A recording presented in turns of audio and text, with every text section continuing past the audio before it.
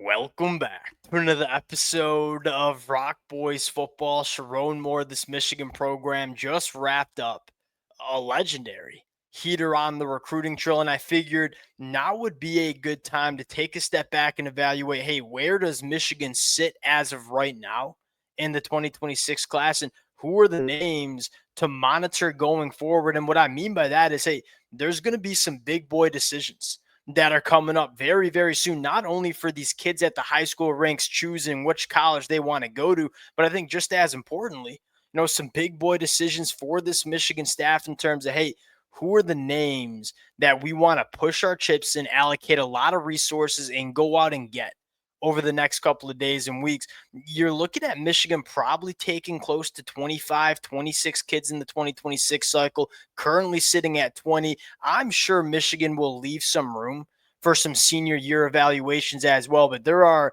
at least in my opinion, there are four names that I would quantify as the top targets for Michigan to close on in the month of July and heading into August. Want to get into those names. Want to talk about a few other names to monitor for us Michigan fans before we get into it. As always, just want to say thank you to you guys and a special shout out to the Michigan fans. As a Michigan fan my whole life, and as a Michigan fan that loves talking the recruiting trail, I've been having the freaking time of my life over the last couple of weeks, and the amount of support y'all have shown the fellas has been amazing.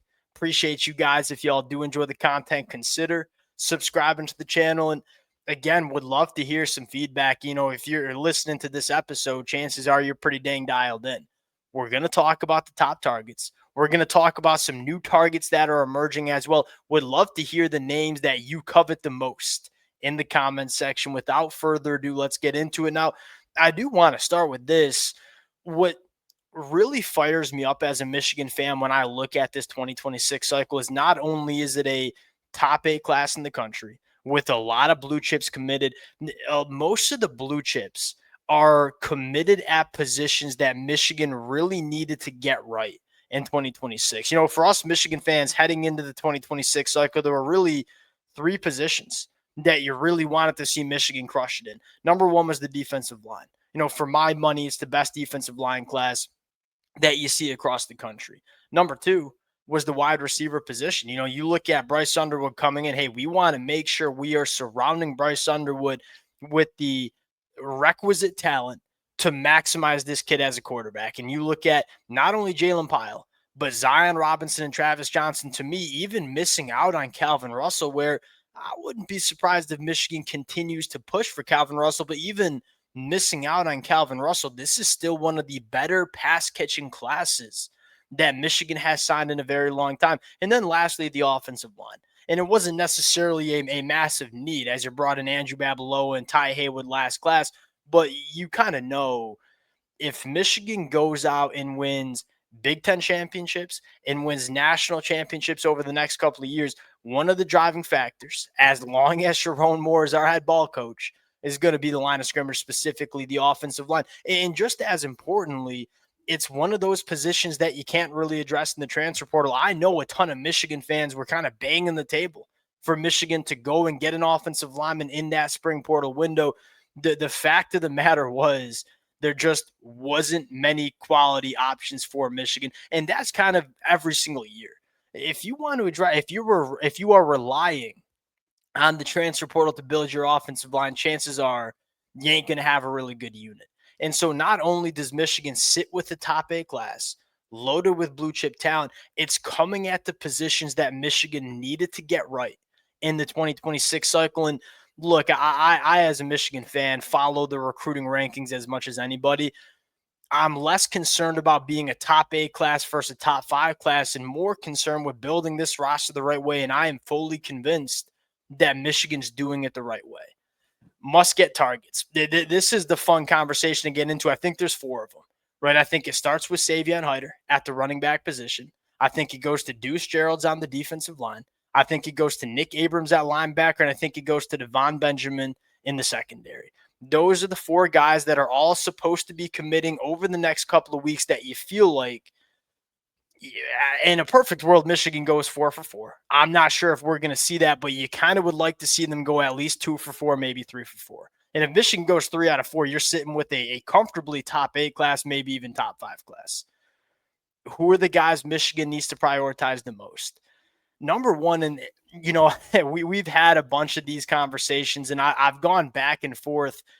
The more I watch Davon Benjamin, the more I fall in love with this kid as a prospect. But just as importantly, the numbers are light for Michigan in the secondary. And there's not a ton of other guys on the board. And I look at Davon Benjamin and say, number one, dang good football player, a guy that I think very well could finish as a 5-star prospect, but just as importantly, the versatility, the ability to play boundary cornerback, the ability to play safety, the ability to play nickel. That is something Lamar Morgan and Wink Martindale covet because Michigan does not have a massive number of guys in the secondary in 2026. Landing a blue chip guy, top 50 nationally ranked, but also a guy that can play multiple different positions, I think would be massive for this Michigan class in 2026. Davon Benjamin, very close to being my number one prospect desired for Michigan. Now, number two, Savion Hiter.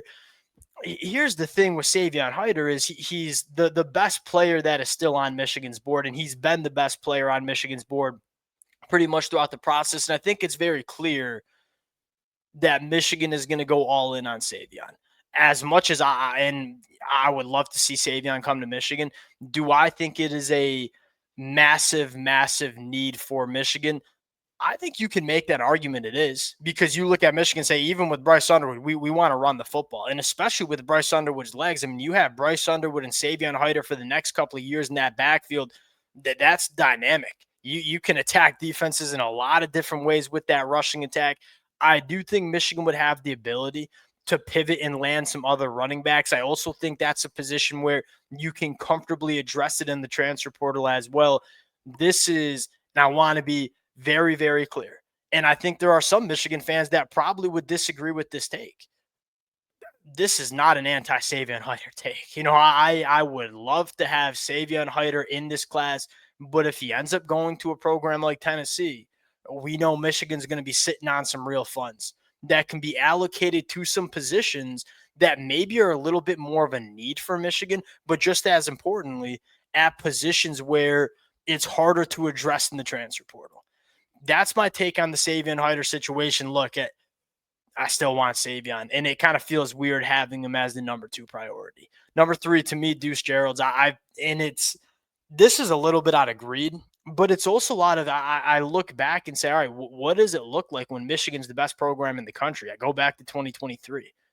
Dominant, but not only dominant defensive line, a deep defensive line where you're rotating guys like Mason Graham, like Kenneth Grant, but also guys like Chris Jenkins, also guys like Rayshon Benny. What truly, to me, made that Michigan defensive line elite in 2023, one of the best defensive lines we've seen in college football, to me, was the depth. You can never have enough dudes on the defensive line.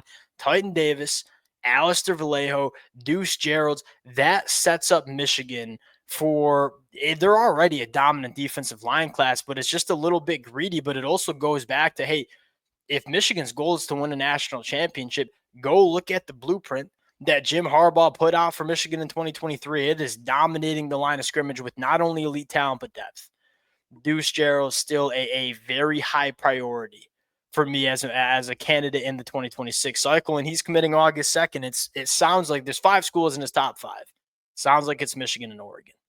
Number 4, Nick Abrams, and I love Nick Abrams. 6'2", 220, 34-inch arms. I think can be a legitimate difference maker at that off-ball linebacker position. And then you combine that with the fact that it's a very thin linebacker class. He's really the last remaining top target for Michigan on the board.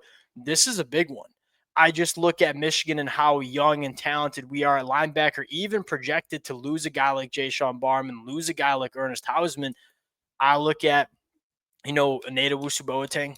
I look at a guy like Cole Sullivan. I was a massive fan of Chase Taylor. I look at Troy Bowles coming in with 3 years of eligibility remaining and say, I do think Michigan has enough talent at the linebacker position to be okay.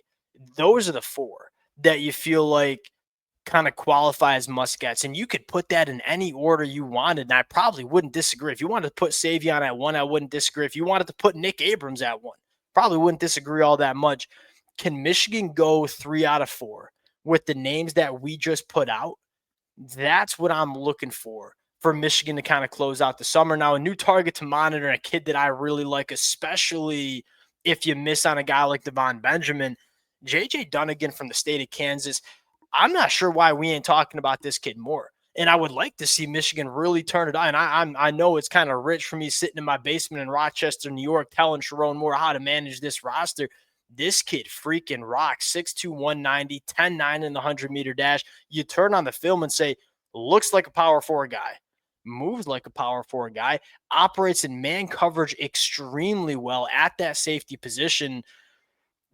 This is a guy that I think could play cornerback for you. I probably like him the most at safety, has the physical traits that will translate to the back end for Michigan.